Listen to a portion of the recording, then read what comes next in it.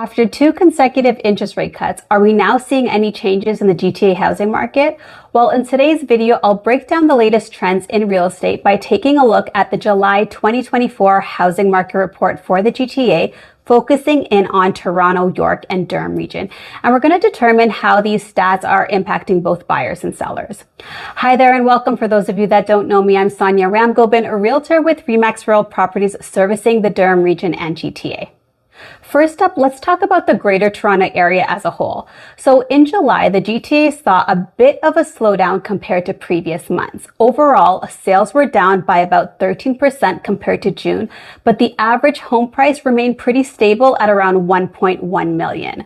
Now, although we have seen a decrease in the number of new listings for the month of July, inventory is still really high, meaning that there's still a lot of properties currently up for sale. Based on these stats, the numbers are telling us that interest rates still remain at a price point that is continuing to keep many buyers on the sidelines. And in some areas, we're actually seeing fewer bidding wars because of the lack of competition with other buyers, and also because buyers have so many options to choose from. So now that we have a general picture of what's happening in the GTA for the month of July, let's now get more specific with the numbers and look into the different cities, starting with Toronto. In July, Toronto sales were down about 11% compared to June. The average price for all home types in Toronto was sitting at a little over $1 million, and this was a decrease of about 86,000 compared to last month.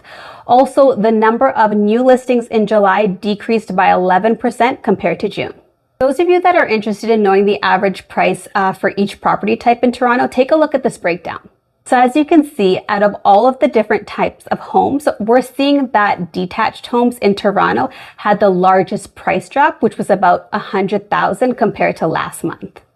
Now, this number is not surprising because detached homes are usually priced the highest.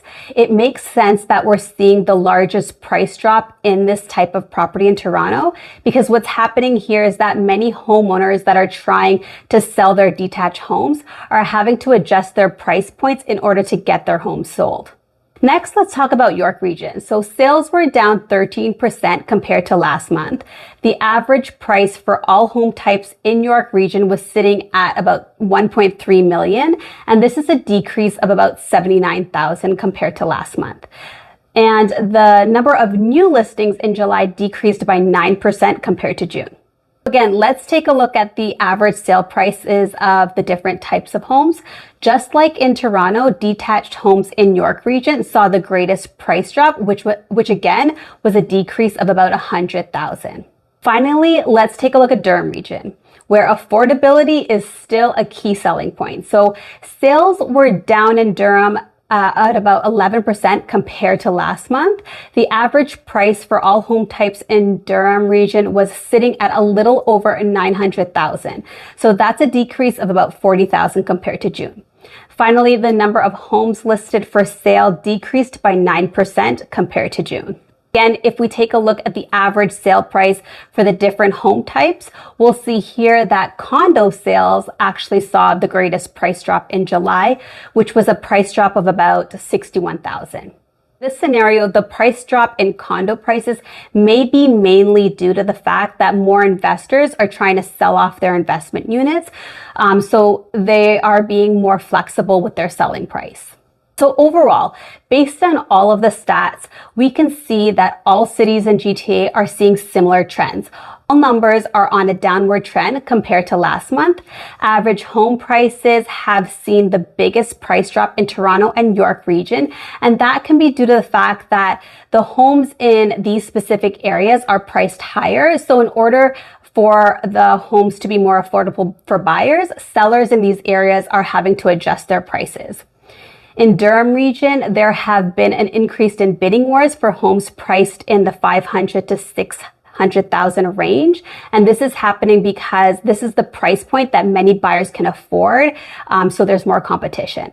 Market at this time remains balanced and inventory is still at an all-time high, as mentioned before. Many buyers are either still on vacation, waiting for further interest rate cuts, or hoping for further price drops. The decrease in listings may be due to homeowners holding off on putting their homes up for sale because they're seeing the struggles that current sellers are going through with the lack of buyers in the market.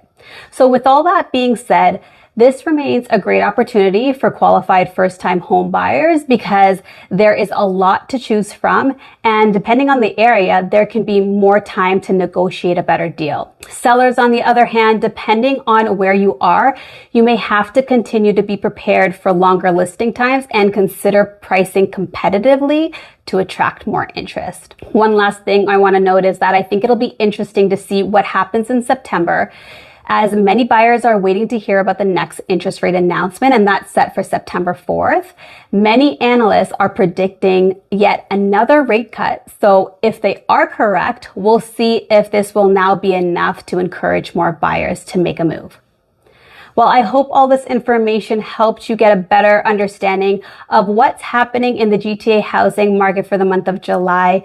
Thank you so much for tuning in, and I hope to see you in the next video.